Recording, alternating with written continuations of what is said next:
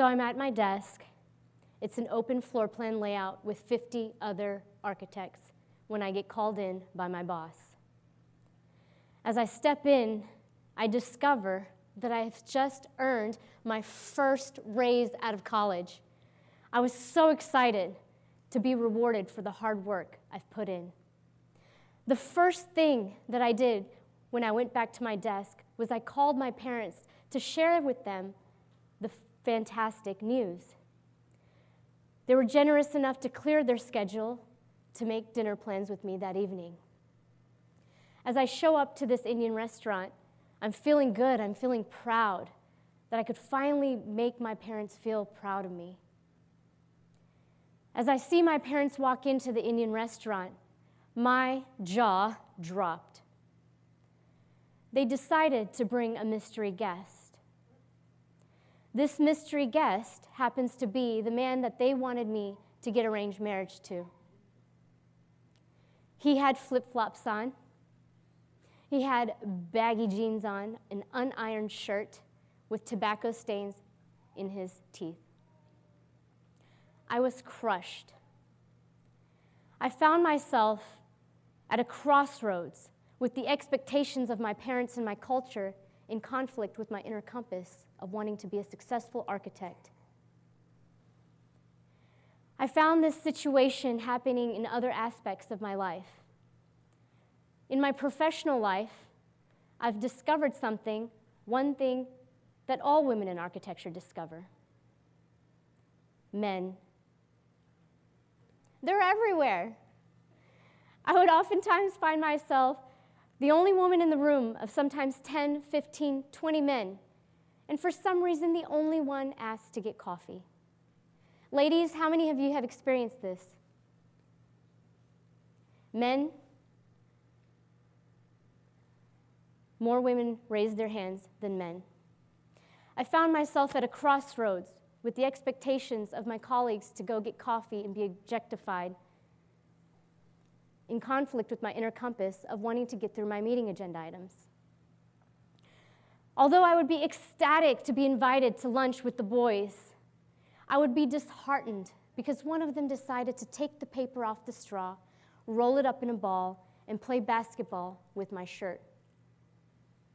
Even some of the other guys were embarrassed. Again, I found myself at a crossroad of being objectified versus my inner compass of wanting to build a rapport with the talented people that I build award-winning designs with.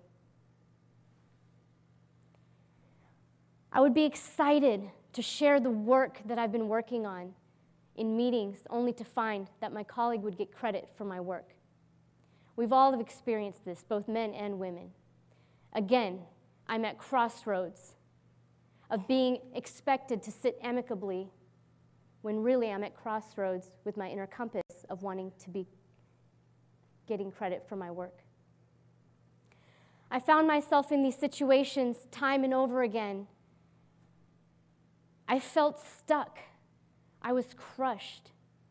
I felt like that piece on the Rubik's Cube that wanted to move, but all the other pieces would not allow. I reached a turning point, a threshold, where I said, enough is enough. The question that came to my mind was, what do you do when the pressure to conform is too strong? This is where my journey begins. Over the course of 20 years, I have tried saying things differently, doing things differently, trying to find a different angle of how I can navigate these crossroads so that I could have a better outcome, a better chance of success at work. What I've discovered is a two-step process. This two-step process has allowed me to reach my inner potential. I could have been continued to be annoyed by these situations of being objectified and expected to get coffee. However, using this two-step process has allowed me to strategically be able to navigate these crossroads, to open my own architecture and interior design studio called the Urban Loop Studio, where I can set the standards higher. I could have been cooking and cleaning for Mr. Flip-Flops, forfeiting my dreams as a servant to his family. However, I used this two-step process, which has led me to this very red dot on this stage. After seeing the progress that I have been making in my life using these two strategies, I realized that I was on a journey of becoming myself. That invigorated me. I'll share with you these two strategies now. The first one is to ask yourself, how should it be? Not how it has always been done, not what the status quo is, not submitting to the pressures to conform. Rather, how should it be? The second step is to build a bridge, utilizing the skills that I've developed in the world of architecture. I have been able to apply these concepts similarly in building a bridge between me and the different mental maps of the people that I'm at crossroads with. Oftentimes we hear people talking about burning bridges, and I encourage a different conversation that involves building them. Building this bridge is a three-step process. First, understanding your emotions. Understanding your emotion allows you the opportunity to be heard, to respond to your situation in a way that advocates your goal as opposed to being written off as angry and reacting. Step 2, understand your situation by asking, playing detective, looking at all aspects of the situation. If a few people were standing around an elephant, touching different parts of it, we would all gather different notes, that the tusk was smooth, that the skin felt like leather, the tail was rough. However, collectively, we can gather a greater pool of meaning of what this animal looks like. And lastly, using your voice to reaffirm the trajectory of your life. Allow me to bring this concept to life. Going back to the office room where my colleague got credit for my work, I asked myself, how should it be? And the answer for me was that it should be the case that I get credit for my work. Step 2, I tried to understand my emotions. Originally, I was angry.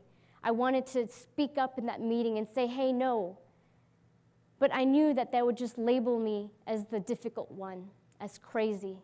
So I had to dig a little bit deeper. Doing a quick Google search of the wheel of emotions really helped me understand that I wasn't angry. I was, in fact, confused. This first step allows me the opportunity to be heard.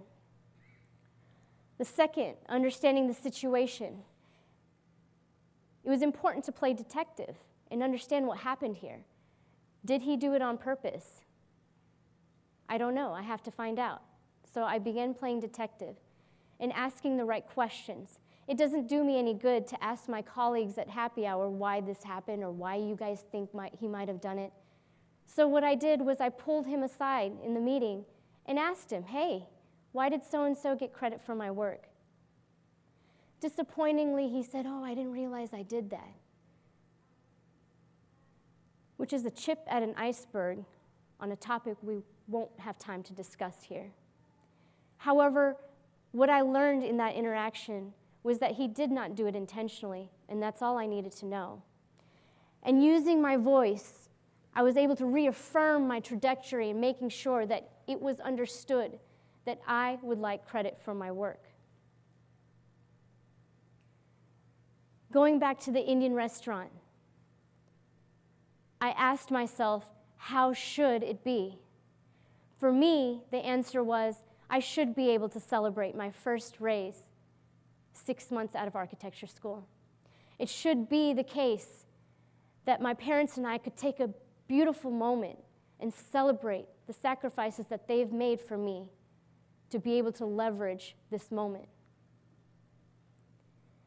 So in building a bridge with my parents, I used the first pillar, which was understanding my emotions. I could have caused a scene at the restaurant. I could have made myself look crazy.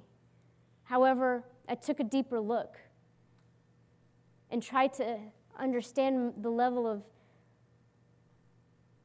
emotional intelligence that I was feeling.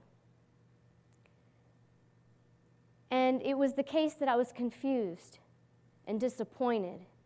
Those emotions I can do something with. Anger, you cannot. Trying to understand my situation. If I were to draw a 6 on the floor, it would look like a 9 to you. It could be the case that both of us are correct. And that's exactly what happened at this Indian restaurant. After the dinner, I pulled my parents aside and I asked them, "What were you thinking?" Their answer was that they were just looking after my well-being and wanted me to be set and well off, which is exactly what I want for myself. So using my voice to reaffirm my trajectory, I was able to communicate with my parents in a way that I could be heard by letting them know, hey, I have an architectural degree. I have proven myself that I'm successful by this raise. I am in a position to take care of my own well-being. Using my voice, I was able to establish boundaries with them and say, hey, this is not going to be acceptable. Using my voice, I was able to negotiate with them. A negotiation is a fancy term of trade. So I traded with them. I said, if you give me more time to go get my master's degree, then I'll be in a better position to fund your retirement.